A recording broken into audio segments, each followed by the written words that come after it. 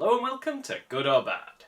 Who wants to see a movie about some people being trapped in a partially submerged supermarket while being hunted by sharks? That's right, it's Bait! Released in 2012 and directed by Kimball Rendell. This movie's unrealistic shark behaviour makes Jaws look like a documentary. Seriously, they just eat person after person like it's a game of Pac-Man. They also aren't the best looking CGI sharks around, but anyway. So following a tsunami, the store is partially submerged. We have a bunch of people trapped, fighting to get out. So let's go and meet them. This is Josh. Josh used to be a surf rescue person, but quit that job after his friend and colleague was killed in a shark attack. But he feels an added layer of guilt. You see, he was the one that was supposed to be out on the water that day, but he felt a bit rough because he was out on his stag do the night before. But what made it even worse is that poor dead Rory here was the brother of the woman that Josh was marrying. It's gotta make things awkward. So much so that they broke up. He felt too guilt-ridden to believe he was allowed to be happy, so he quit the relationship, quit his job, then started working at this supermarket. What a rough year he has been having. And our next survivor is Tina. Oh wait, she's the woman that Josh was marrying. What is she doing here? It turns out that quite by chance, she was doing a bit of shopping at this supermarket with her new boyfriend Steven. Ouch. That's gotta hurt. Josh, this is... Oh, Jesus. Josh, look at you. Go clean yourself up. Well, I think that's as good of a segue as any to introduce Jessup, the all-favourite douche of a retail boss. I don't fancy your chances much. Let's hope our next survivor is a bit nicer. This is Naomi. She is a sweet and innocent shelf stacker. Don't really have anything interesting to say about you, so let's move on. And this one's sure to spice things up a bit because we have a couple of armed robbers. One of them wears a mask and looks a bit of a wild card, so that should make things interesting. The other guy isn't actually that bad. He is only robbing the place so he can clear his brother's debt to the man in the mask. But will he live to see the money? Only time will tell. And if you got robbers, you gotta have coppers. Or at least one. Which leads us on to the tough nut cop guy. Will he stop the robbers? Will he get everyone out? Will he save the day? Or will he be Shark Chow? He also has a daughter. A rebellious daughter that got caught robbing the store. Not at gunpoint, it's more of a teen rebel thing that she's got going on. She has a boyfriend called Ryan, who just got fired because it looks like he was in on the petty theft. Poor Ryan. Well, your day's about to get a lot worse. Then we have this couple, Kyle and Heather. And Heather's dog. Let's hope that this poochie did better than Pippet did. Lastly, we have the star of the show, a man called Collins. Right, so, ready to place bets on who gets eaten? Cue the movie. Josh is the first one to emerge and finds the tough nut cop.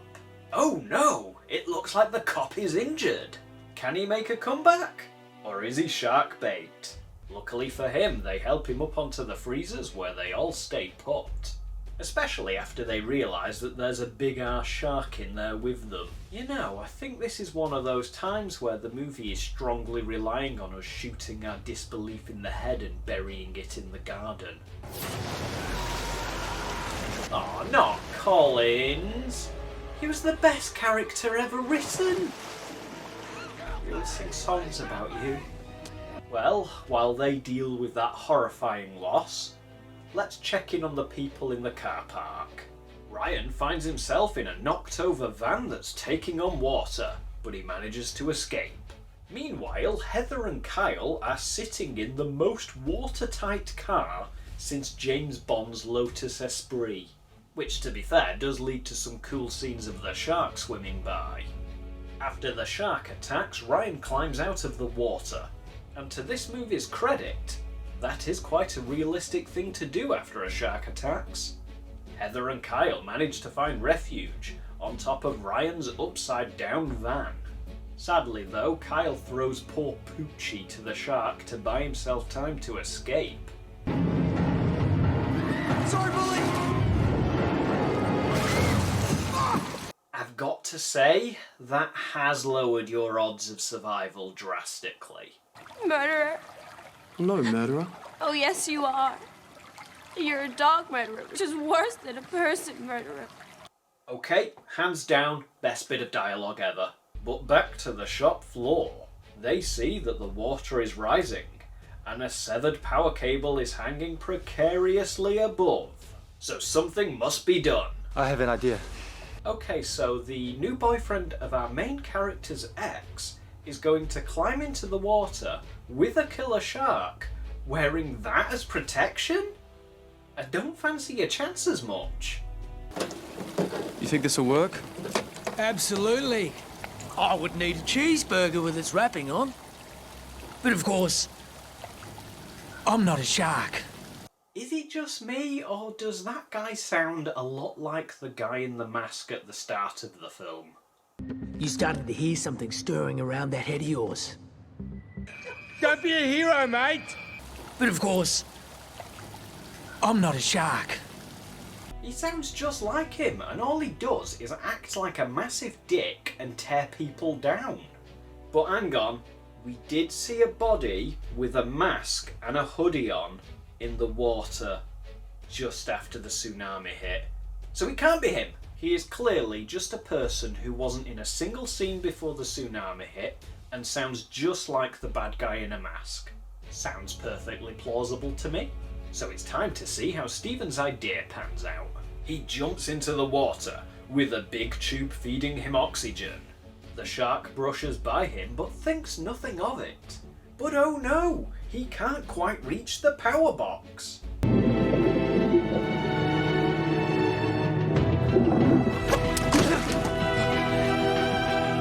He has sacrificed himself to save the others.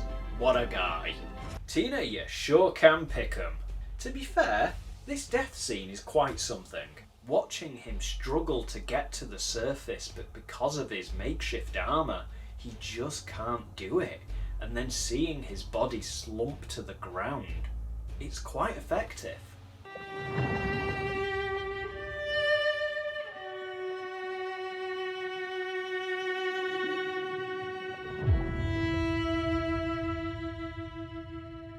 So now that they have removed the possibility of death by giant electric cable, they try and find a way to escape.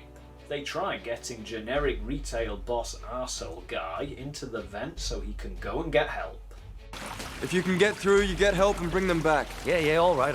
Promises, Bill, that was pretty lame. But sadly for him, it doesn't work out. Then the dog murderer bites it, just after Ryan narrowly escapes the jaws of death. And Mr. Store Robber guy wants to capture the shark by tying it to the freezers so that they have free reign to escape the store without being eaten. To be fair to this movie, that is a very realistic desire. Not being eaten is a common preference. But unfortunately, the shark doesn't care for the bait. After the past couple of hours, it's decided it prefers live bait. Get down! Stay back! Stay back! Hold on a minute. You're telling me that the guy that's been acting like a dick the entire movie and sounded just like the bad guy in the mask turns out to be the bad guy in a mask? Whew, I'm gonna have a lie down after this film. And he wants to use poor innocent Naomi as live bait. Well, his plan didn't work out well for him, did it? Do not mess with that guy. So now the shark is tied down and can't come after them. Rebellious daughter hears some banging on some pipes, and she knows that this has to be Ryan, because of an earlier scene where he did a similar kind of knocking on a car door window. It doesn't really matter whether it was a door or a window. So window on a door.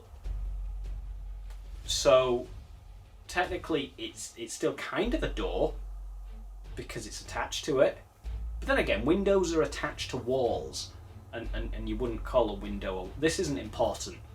Point is, she knows it's Ryan, so she goes down there with Josh to rescue him. Which means they bump into the second shark.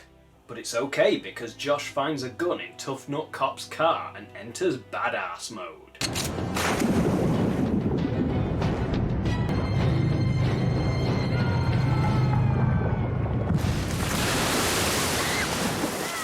Yeah, okay, that was actually quite cool. And what do you know? The Poochie survived after all. They go back to the shop floor and they have a plan to escape. They are gonna blow their way out of there. But the shark escapes its trap. So Josh enters badass mode again.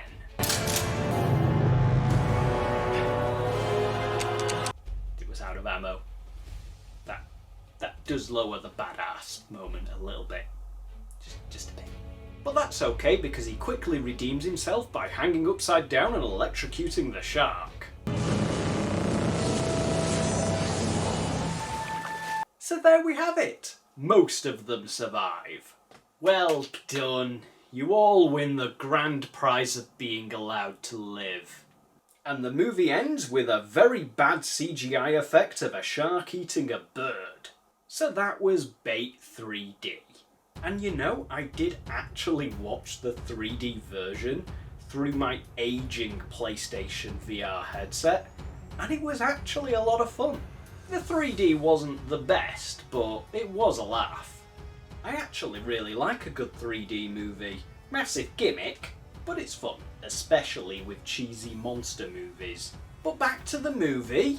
I thought the acting was decent. Highlights for me were Xavier Samuels as Josh, and Phoebe Tonkin as Jamie, the rebellious daughter. But everyone else hits a baseline note of decent. Nothing Oscar-worthy, just about what you'd expect for this type of movie. A dumbass plot, cliched characters, and poor effects. Overall, it's just not a good shark movie. But it knows that. It knows it won't run alongside the likes of Jaws or The Shallows, or even the goofier ones like Deep Blue Sea. But that doesn't stop it from being a popcorn fun switch your brain off good time. So I personally enjoyed it, but it's not something that I would ever really go back to. You have been watching Good or Bad, and I will see you next time.